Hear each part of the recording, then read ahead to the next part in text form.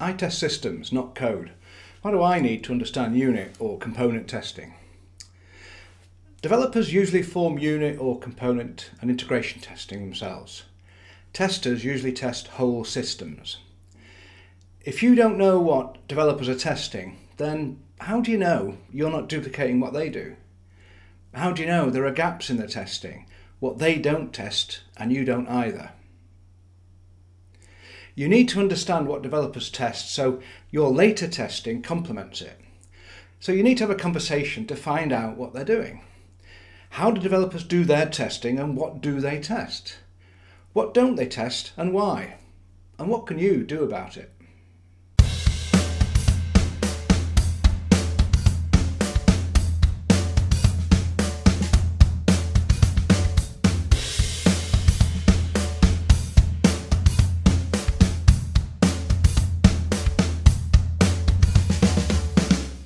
Before we start, let's see what a unit is, because there's several alternate names for units and unit testing and so on. The most common alternative is component and component testing, but we sometimes hear people talk about module testing or sometimes function testing, or even I've heard procedure testing. Beyond that, there's in object-oriented environments, Java, C++ and so on, developers build classes and test by the class. It might be better called object testing because objects are instantiations of classes, of course. If you're in an agile, feature-driven environment or BDD environment, you'll hear a lot of talk about features. And if one component or one unit implements a feature, you'll often hear it called feature testing, or obviously story testing if there's a user story associated. I'll try and use the term component because it's probably the safest without getting into conversations about methodology and technology too. So in the context of component testing, what is a component? Well, one way of defining it would be the smallest testable self-contained piece of code. It's a piece of functionality, a piece of code that the developers can isolate and test. And this notion of isolation is critical to unit testing. Now, of course, components don't exist in a vacuum. They always have interfaces to other components, or the user interface, of course, or the database, or messaging systems, of course. So it must be possible to emulate these missing interfaces or to stub them out, to ignore them, if that's a safe thing to do. A component is the lowest level component that has its own specification. That's another way of looking at the problem. Now, component testing is about testing in isolation. So the component is set aside, taken away from, let's say, interfering interfaces, let's call them. It's usually a technical activity. You have to be a developer, you have to understand code, usually, to perform this kind of testing. And the goals of component testing are essentially you want to demonstrate that it performs as it is specified. Now, the specification might be loose, and obviously that's a problem if it's a vague specification, but then the code itself can't be written with a vague spec. There has to be an understanding of what the component is meant to do before you can write the code. Clearly, one goal is to test all the code that's written. That is, every line of code has been exercised in a test before you can say it is unit or component tested. An end goal, obviously, for the developer is to demonstrate the component is ready to be reused by other people. It's ready to be included in the build of a larger system. Let's look at some of the details of this. The first one is isolation. Isolation is critical for unit testing, needless to say now. You have to isolate it in order to have complete control over it, over its environments and over the inputs and outputs and outcomes of your tests. A sensible objective of testing in an isolated environment would be to ensure the component works as expected in all scenarios, irrespective of the surrounding components or systems, because you've isolated it from other potentially interfering aspects of your system. In almost every case, it's very rare to not have unit component tests that are automated. They're usually automated using some kind of unit test framework, of which there are many. These frameworks run the tests, check results, and report outcomes in a way that's meaningful to the developer. Now, test frameworks are available for a lot of different programming languages. There are dozens of them. They are tied to the technology you use to write software. So they tend to be programming language specific. Examples are JUnit, NUnit, PyTest, and so on. There are lots of them, many of them open source and free to use. Now, in order to isolate a component for testing and to eliminate the interference of interfaces or the requirement for interfaces to exist, we need to mock or stub out these other parts of the application under test. Now, this is often called mocking, and there are many mocking tools and libraries which you can configure to simulate interactions with other components. Now, in order to do this, we might have to use the mocking component to drive the component under test because it's a calling component rather than a called component. But we have to therefore look at all the interfaces our component has and choose how to simulate or to mock those interfaces. So in the simple example here, I've got a module F that I want to test in isolation. Clearly, I've got to simulate or mock out components C, I, and J. I hope you get the idea. Now, the benefits of unit testing is essentially that we find bugs early when they are relatively easy to debug and fix and repair. So the cost of finding a bug in a detail of some component embedded in a mountain of software is usually much higher than finding it in a component that's been isolated, where you know exactly what's going on inside the component. Early testing helps you improve the design. Again, because a lot of the fixes are done very quickly, because the developer finds the bug, fixes the bug, retests, checks it's okay, and regression tests as well, perhaps, the design tends to be better earlier. Now, when you have automated tests and changes arise, whether they are through bugs or you're doing refactoring activities, having a suite of automated tests for your component is really helpful and will give you a lot of confidence that you're not screwing things up when you make changes. One final thing is the tests themselves represent a form of documentation, of a representation of what that component does. So you may not have good documentation, but your tests demonstrate what this component is capable of. But there are limitations to what unit testing, component testing can do for you. They only check individual components. They don't look at interfaces and integration with other components or other infrastructure, the database, the messaging systems, the user interface perhaps. It doesn't look at those things because it's been isolated. Now, another psychological problem, let's call it, that developers have is it's hard to find fault in your own work, in your, to make, to say your own baby is ugly, let's say.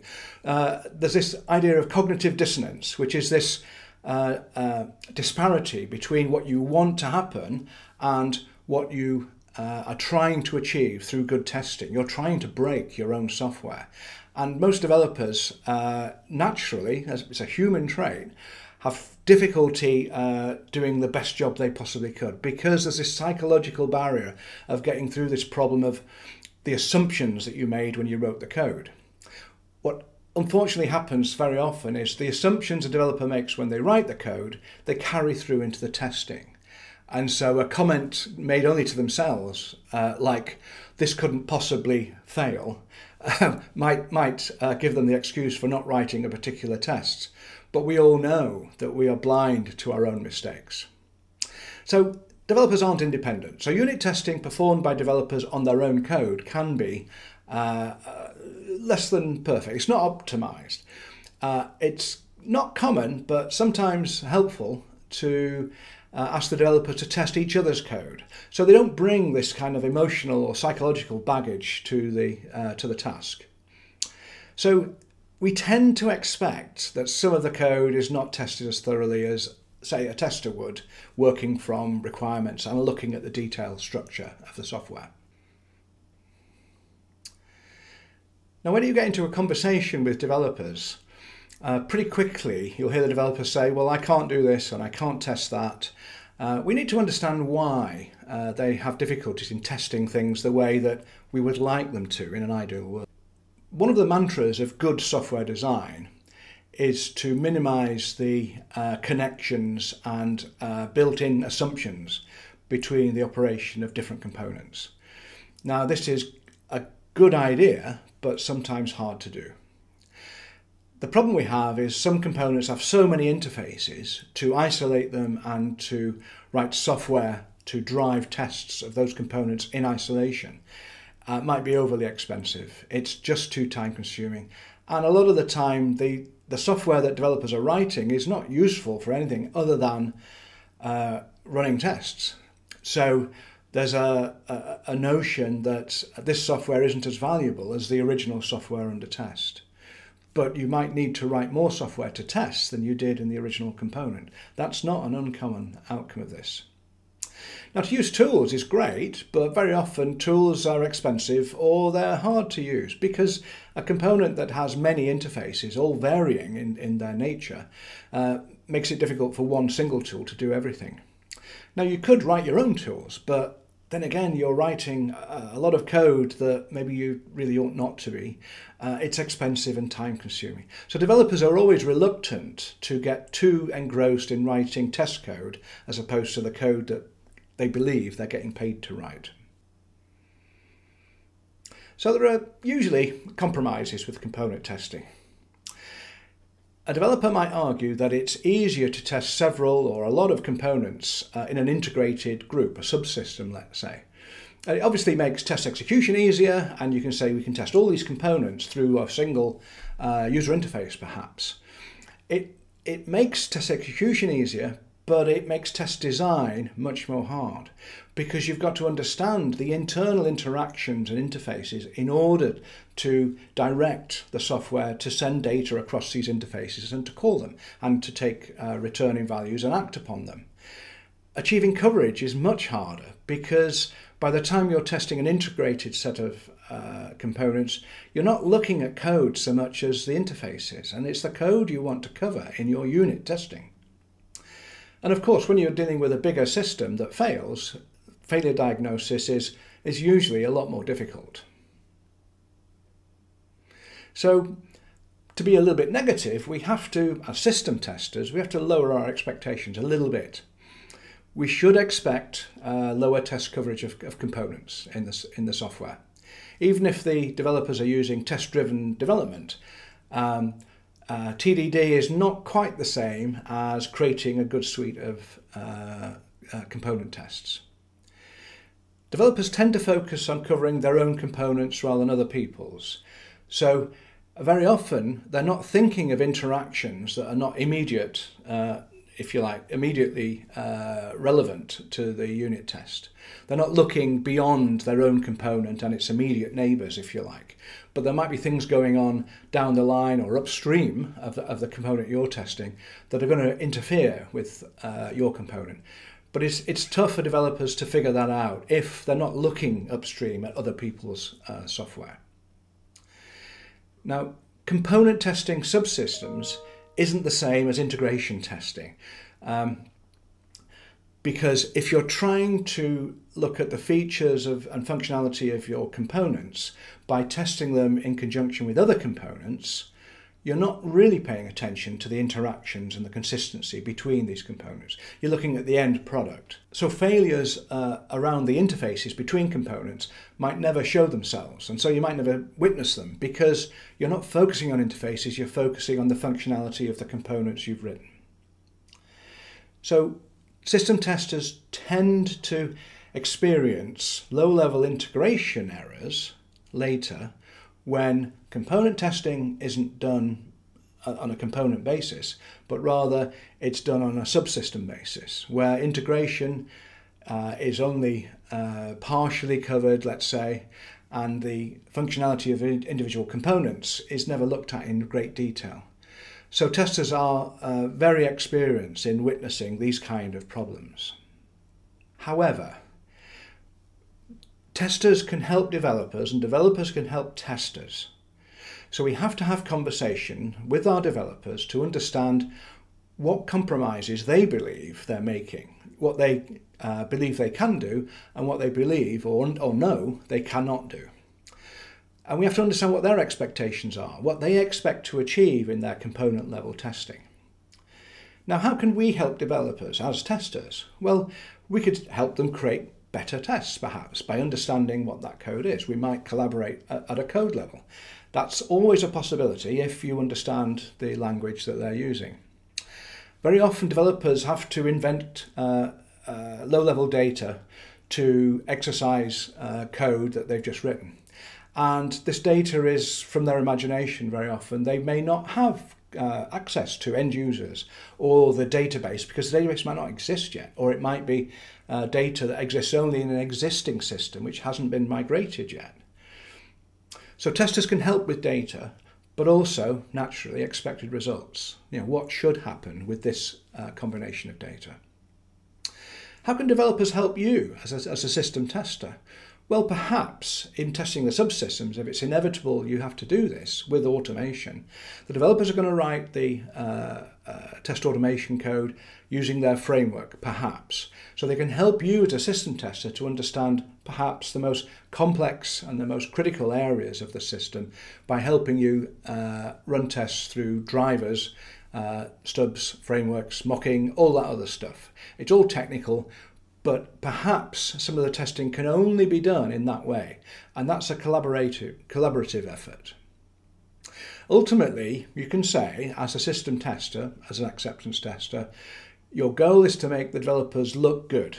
That is, what you really want to ultimately achieve is a whole set of tests that are thorough, which show the system working correctly in whatever scenarios you're interested in. So ultimately, you need a collaborative but not an adversarial approach with developers. Unit testing is tough. Developers aren't testers. They don't think the same way. So what testers can do is help in certain ways, as I've tried to suggest here. So it's a collaborative effort sometimes to get the most out of component level testing. So later system and large scale integration testing and acceptance testing becomes less traumatic. If you want to know more about the concepts I'm talking about in the Glossary of Terms videos, it will probably help you if you take a look at the Leadership in Tests online class that I created a year or two ago. It covers some of the topics in more detail and obviously provides more of a structured approach to explanations of the concepts, and also gives you some idea of how to do some of the things that I talk about.